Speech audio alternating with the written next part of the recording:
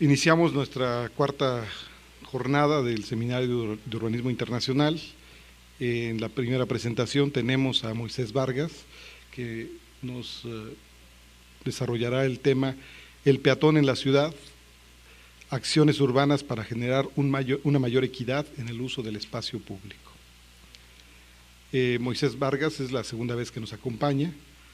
Él es egresado de la Universidad Autónoma Metropolitana Xochimilco, tiene una especialidad en proyectos para el desarrollo urbano de la Universidad Iberoamericana, Ciudad de México.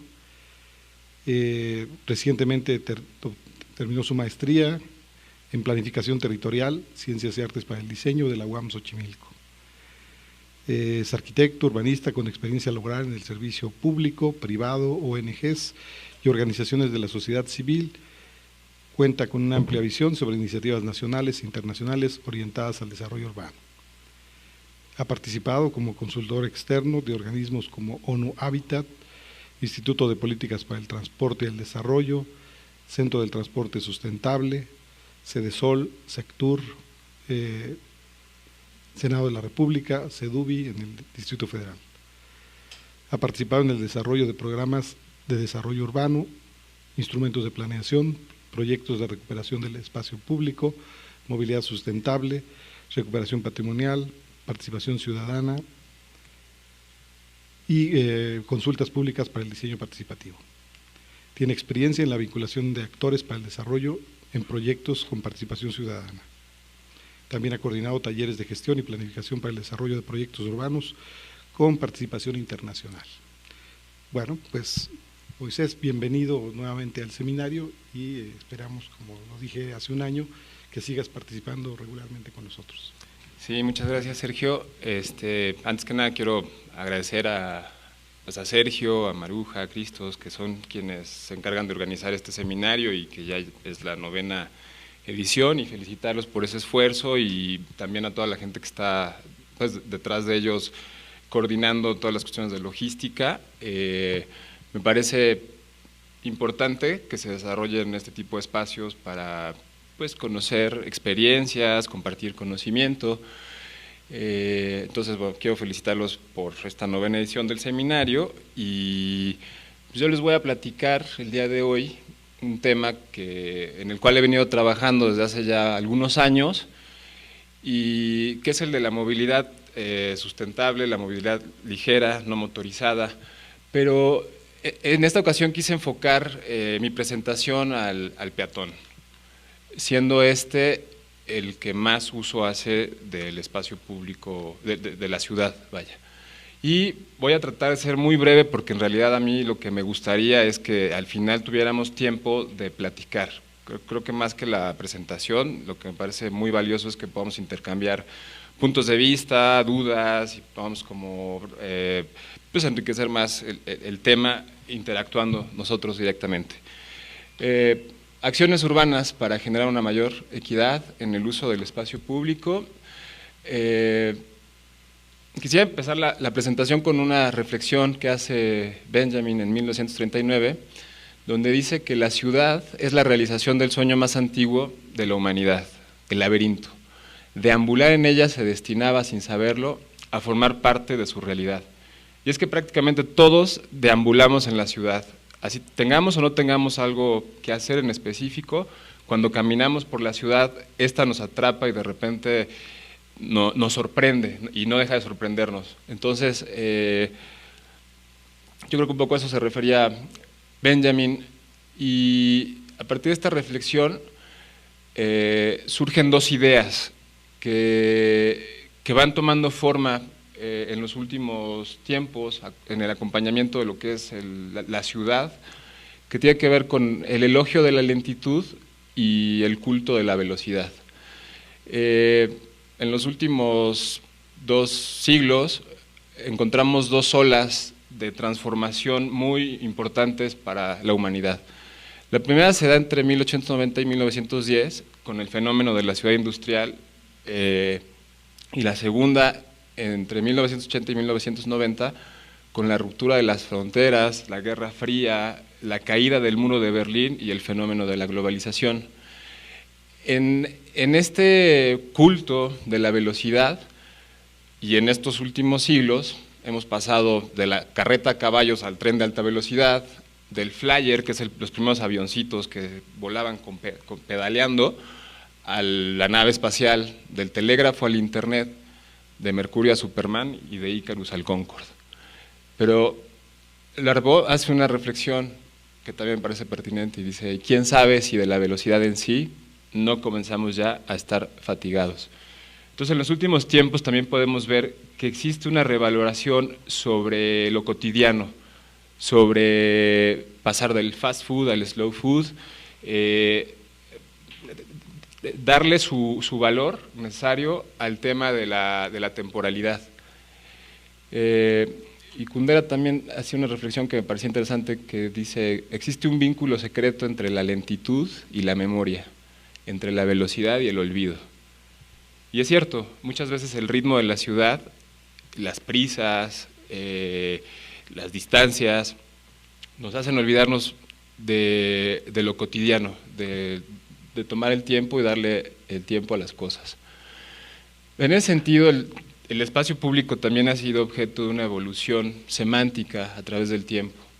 Hemos pasado de la noción del desplazamiento como actividad a la movilidad entendida como una función técnica, a la accesibilidad como un derecho universal.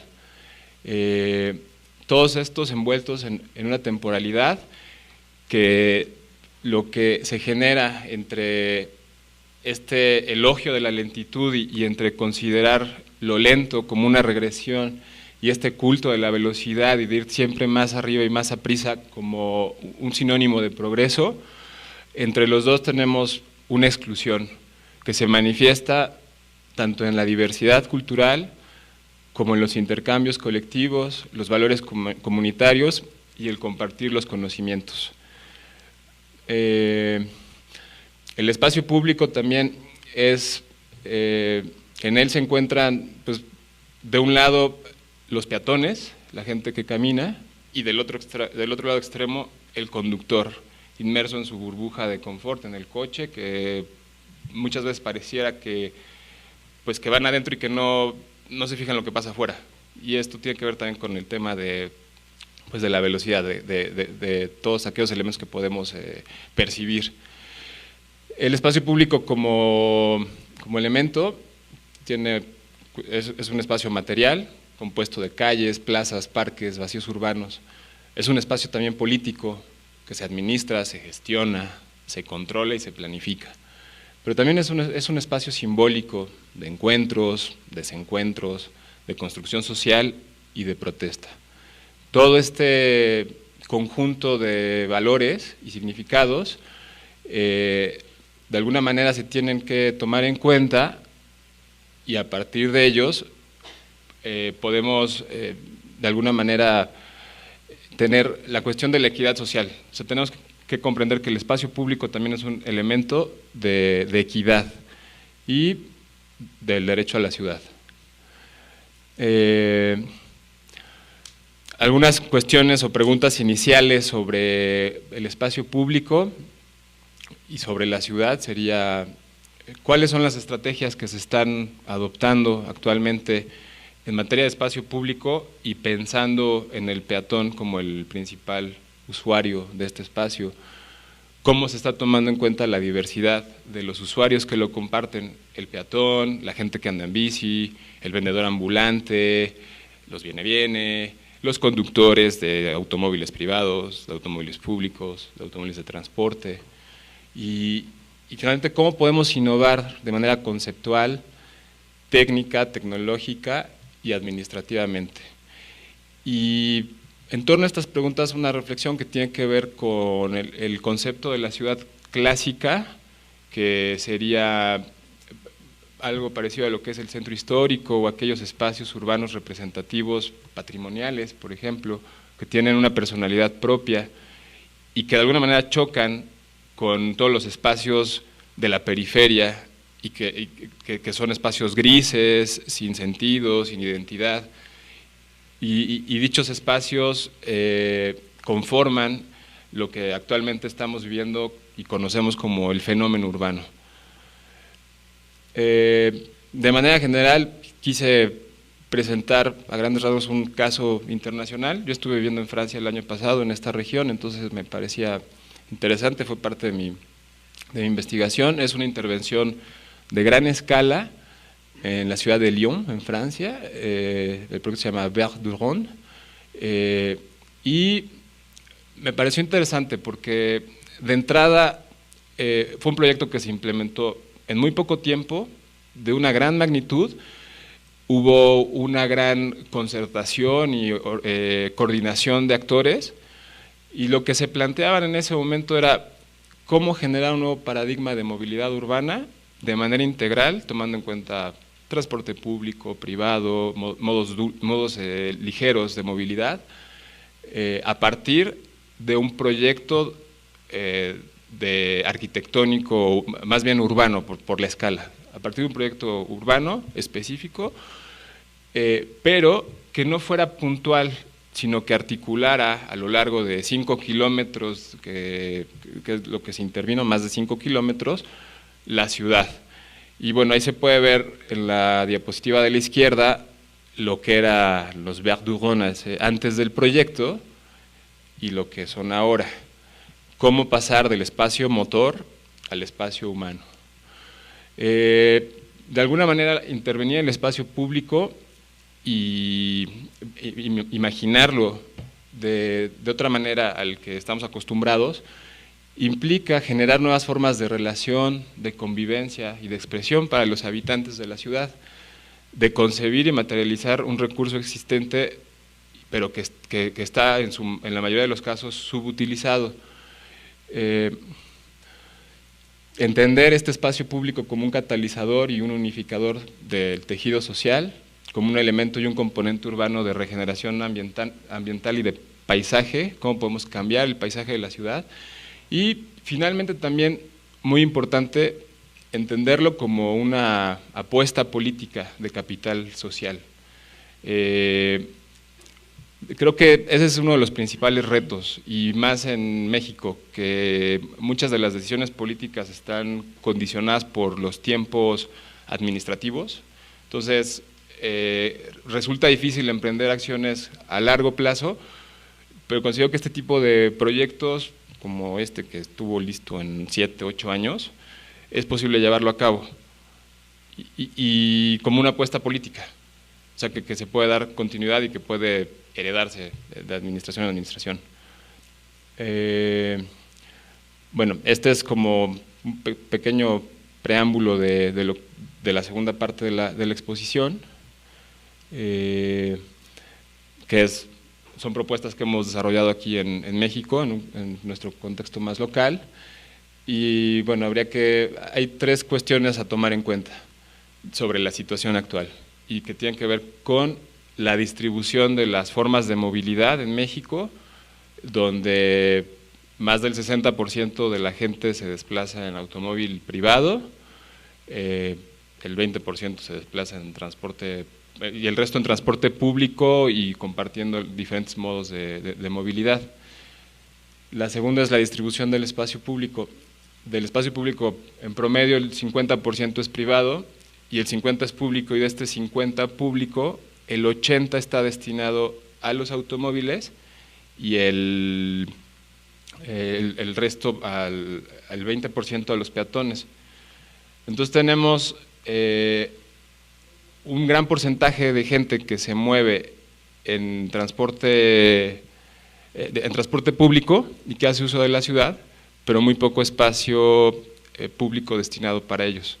De hecho, creo que me deslicé, pero la gente que tiene automóvil en el país es 20% y el resto se mueve en transporte público. Entonces tienes 20% de gente que tiene coche y 80% de espacio público que se destina al automóvil.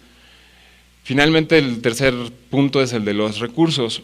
Acaba de salir un estudio muy interesante que se puede descargar en internet, que lo hizo el ITDP, que Bernardo va a estar aquí al rato, tengo entendido, sobre el destino de los recursos, de los fondos para infraestructura. Y en México la mayoría de los fondos de infraestructura se destinan a proyectos que favorecen el uso del automóvil, cuando en realidad pues, el espacio público es utilizado en su mayoría por gente que no lo tiene. Entonces, este tipo de estudios sirven y son herramientas para poder empezar a revertir esa tendencia y para poder, pues de alguna manera, equilibrar el destino de los recursos. Hay una iniciativa muy interesante donde se pretende que el 5%, que el 5% no es mucho, de los fondos federales de infraestructura se destinen al uso de la bicicleta. Entonces, bueno, son como iniciativas ahí que me parece muy interesante. Dos propuestas y aproximaciones personales que pongo a consideración para que después las podamos discutir, y que son proyectos que se han desarrollado, que hemos desarrollado. El primero es aquí en la colonia Roma. Nosotros estamos más o menos aquí está la Alameda, estamos aquí enfrente, y la Roma pues es esto. Es una de las primeras colonias planificadas que tuvo la Ciudad de México. Se fundó en 1902 y bueno, quedó prácticamente en el corazón de la ciudad. Aquí podemos ver lo que es el Paseo de la Reforma, Chapultepec, el Centro Médico, y lo que tenemos aquí, bueno, son algunos indicadores y datos que vienen en los programas de desarrollo urbano, y la premisa, bueno, partimos de entender la información con la que se cuenta como un facilitador para la comprensión y la toma de decisiones de un lugar en específico, ¿no? Pero también hay que ser críticos y, por ejemplo, esto es lo que marca el programa delegacional de la Cuauhtémoc: ejes de actividades específicas, un eje mixto, un eje de usos comerciales y comerciales con oficinas. Sin embargo, al interior de la colonia, y como todos sabemos, esto no sucede. O sea, tenemos usos comerciales, restaurantes, actividades variadas, y por otro lado, más de 1.300 inmuebles con valor artístico. Esto quiere decir que son inmuebles que se construyeron después de 1899 a la fecha, todo lo que es arquitectura moderna, de principios del siglo pasado. Este conjunto de inmuebles representa casi el 10% a nivel nacional. Entonces, en esta colonia tenemos como bastantes elementos de arquitectura que representan también un conjunto. Aquí podemos ver que lo que les comentaba, ¿no? Los diferentes equipamientos que pues no coinciden con lo que marca el programa parcial. Entonces, por un lado tenemos una planificación que es hipotética y especulativa, una falta de coordinación entre las diferentes instancias que administran o gestionan este territorio, como sería el LIMBA con la SEDUB y los responsables del desarrollo urbano, porque tampoco estos ejes coinciden con la ubicación de estos edificios que están catalogados. Y bueno, ¿cómo podemos partir de esta realidad para empezar a tener algunos puntos de referencia sobre algunas propuestas, como algunas pistas? Lo que hicimos fue acercarnos a la gente que camina en la colonia y que está ahí, que la vive, para hacerles algunas encuestas donde se pudieron identificar diferentes indicadores que nos permitieron darle forma pues a la propuesta del proyecto, de los cuales nada más quisiera destacar que la gente considera que el perfil de esta colonia es cultural, que el 70% consideran que es necesario fortalecer los proyectos de movilidad no motorizada, que la ubicación es buena, los principales ejes. La problemática urbana se relaciona con el uso del automóvil, primero es el tráfico y luego los estacionamientos. El comercio informal, la gente convive con este comercio, y bueno, consideran que es necesario recuperar y darle importancia al patrimonio que representa esta colonia y al peatón, es darle prioridad al peatón. O sea, a partir de ahí ya establecimos como diferentes criterios de lectura del territorio, y el primero era entender el sistema de espacios públicos, de áreas verdes, de parques, jardines y plazas, que en comparación con otras áreas de la ciudad es muy elevado, y que se articula a partir de ejes que integran las diferentes colonias. En segundo lugar, los edificios catalogados, pero dentro de estos edificios catalogados, ¿cómo podemos empezar a identificar incentivos o elementos para darle sentido a lo que representa caminar en esta colonia? Bueno, pues tenemos edificios que son más representativos por la monumentalidad que tienen, luego tenemos edificios en conjunto, la relación con el espacio público, la Romita, que era un barrio prehispánico, de hecho el lago de Texcoco llegaba hasta aquí, había un puerto, se dice, y a partir de la relación de estos ejes principales con los elementos patrimoniales, identificamos zonas homogéneas, que a partir de las cuales se pueden articular corredores lúdicos para la gente que camina en la colonia. Otra cosa que tomó en cuenta fue las dinámicas de ocupación. Por ejemplo, alrededor de las estaciones del metro, pues el comercio informal principalmente es de alimentos y piratería y productos chatarra, pero en los espacios públicos con valor, con mayores características patrimoniales, digámoslo así, los parques, los corredores, esto es Álvaro Obregón, el comercio y las actividades que se dan en el espacio público son más de tipo cultural y artístico o artesanal y comunitario. Entonces también nos parecía interesante pues entender, ¿no?, esta dinámica y la lógica. El metro pues representa núcleos de flujos muy importantes y estas zonas de aquí representan zonas de paseo. Aquí tenemos, digo rápidamente, hicimos como levantamientos de todos estos edificios representativos de la colonia, con sus características, y empezamos a imaginar una nueva manera de concebir el espacio público, pues plantas, actividades, equipamientos, cambiar la distribución del estacionamiento del automóvil, para generar movilidad, para pacificar la movilidad al interior de ciertas zonas, ciclovías, cruces seguros, algunas glorietas. Aquí podemos ver otra imagen donde apreciamos que estas esquinas para los cruces seguros es espacio que se está ganando, pues no solamente para el peatón, sino para tener actividades complementarias como terrazas de los negocios, que al mismo tiempo representa beneficio económico para los empresarios que están ahí en el lugar. Bueno, aquí podemos ver lo de las terrazas, la bicicleta, las ciclovías, ¿no? Entonces, de alguna manera la idea principal o alguna de las conclusiones a las que llegamos es que la ciudad, el uso de la ciudad por el automóvil es indiscriminado. En esta colonia hay muchos coches que hacen uso de las calles simplemente para atravesar la colonia de una parte de la ciudad a la otra. Entonces, nos parecía interesante desarrollar un esquema de supermanzanas donde a partir de identificar los principales ejes, pacificáramos al interior de estas grandes manzanas compuestas por micromanzanas la movilidad y el tránsito para los peatones, tomando en cuenta obviamente pues los sistemas de transporte, que es Metrobús y el metro, y la cobertura que estos tienen. Aquí podemos ver que es una zona que se camina, que está diseñada para caminarse. Y cómo podemos desarrollar infraestructura complementaria para la gente que llega en el automóvil.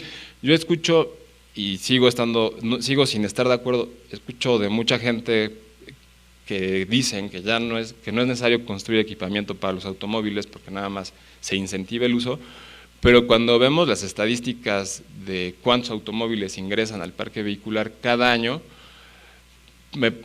sigo sin entender, que son grandes, yo sigo sin entender cómo, poniendo solamente parquímetros o sistemas de control en zonas tan pequeñas de la ciudad en relación a su escala, de qué manera se podría contabilizar el hecho de que eso va a contribuir a que se deje o no de comprar automóviles. El automóvil es creo que el principal producto que la gente quiere comprar.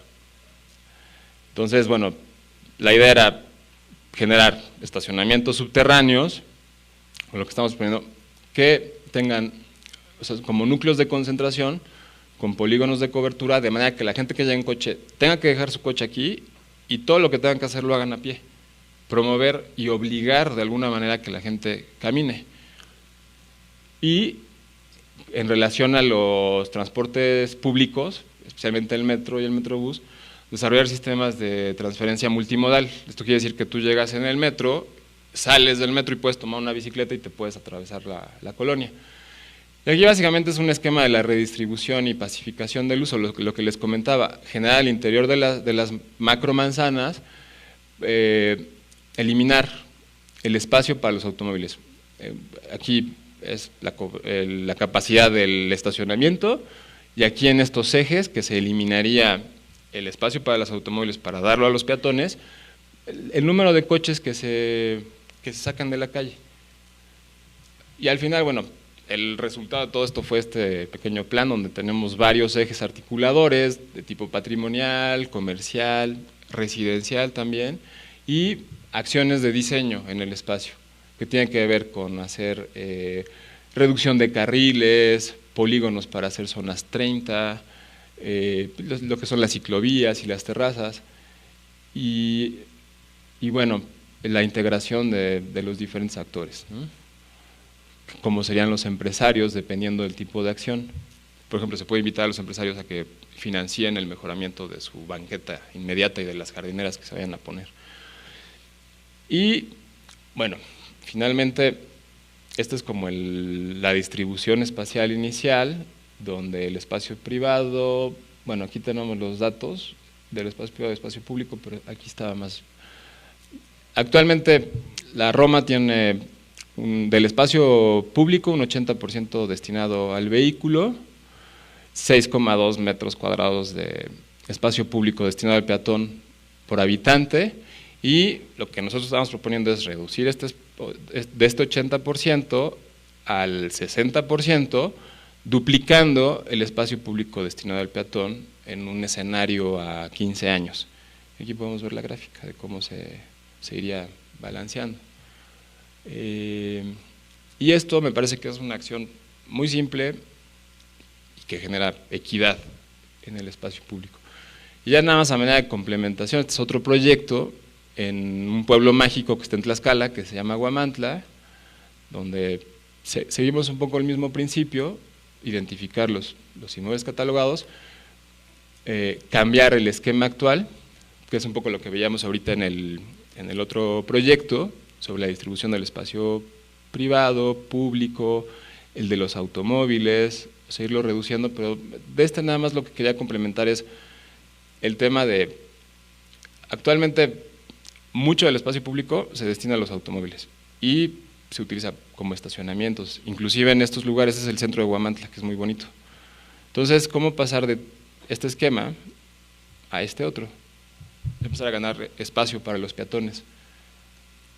Y bueno, aquí tenemos otra imagen, y básicamente lo que considero que es como muy práctico de hacer es restringir los automóviles, integrar al peatón, ofrecer los elementos de seguridad para que el peatón se mueva bien, promover y detonar las actividades de todos estos negocios, pero no solamente del primer cuadro, sino que es un esquema que se puede ir extendiendo y que genera beneficios económicos. El mejor ejemplo es el corredor de Madero, que está aquí luego, que podemos ver cómo era antes, cómo es ahora, y bueno, parece que se queda chico, que fuera necesario que otros ejes del centro de la Ciudad de México se destinaran al peatón, y hay un plan muy ambicioso e interesante para hacerlo.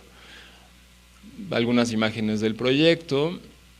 Huamantla es muy famoso por sus alfombras de flores y por la guamantlada, sueltan toros como tipo Pamplona.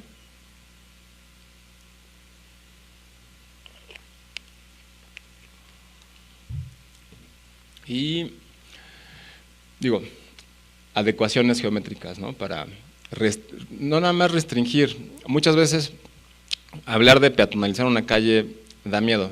No necesitas restringir el paso del automóvil, se puede hacer, pero de manera más controlada.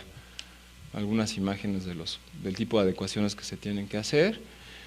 Y ya para finalizar, bueno, creo que emprender este tipo de acciones requiere, por un lado, una amplia comprensión de los diferentes elementos que integran un territorio en específico, una apertura de comunicación entre los diferentes actores que se involucran, gobierno, sociedad civil, actores económicos, para poder integrar las diferentes visiones, una responsabilidad en esta integración de los diferentes puntos de vista que existen y que garantice la participación de los actores, y pues, al final una comunidad consciente y responsable con su entorno, tanto la gente que vive ahí como la gente que hace uso del espacio público. Y este es un diagrama de un diagnóstico social, de construcción social del territorio. Se me pasó, perdón. Y creo que, no sé, para finalizar, lo que considero que es importante, pues es facilitar los medios, tanto para el peatón como para la gente que se desplaza, y un ejemplo de esto serían, por ejemplo, las ecobicis, que de alguna manera motivan a adoptar nuevas formas de desplazamiento en la ciudad. También es necesario garantizar la seguridad de estas nuevas formas de movilidad, y esto quiere decir pues tener los cruces seguros, ciclovías exclusivas para que no tengas que estar ahí toreando los coches en las avenidas, integrar la diversidad, ya lo comentaba ahorita, de los diferentes actores, de los diferentes usuarios del espacio público, construir y promover nuevas políticas. Eso es súper importante para cambiar esta visión tradicional que incentiva y sigue el uso de los automóviles, y finalmente reemplazar lo obsoleto por lo innovador. Y ya para finalizar, bueno, dos imágenes de un par de amigos, que la primera es un despacho de arquitectura que se llama Taller 13. Este es el viaducto y están promoviendo esto, recuperar el río de la Piedad, que actualmente pues se mueve aquí en estos tubos. ¿Por qué no soñar? O sea, creo que es bien importante imaginar, soñar y darle vuelo al espíritu, y esto lo digo por todos los estudiantes que están aquí. Y este es el segundo piso, visto desde una visión soñadora, imaginativa y de naturaleza creativa. Y bueno, pues eso es todo. Gracias.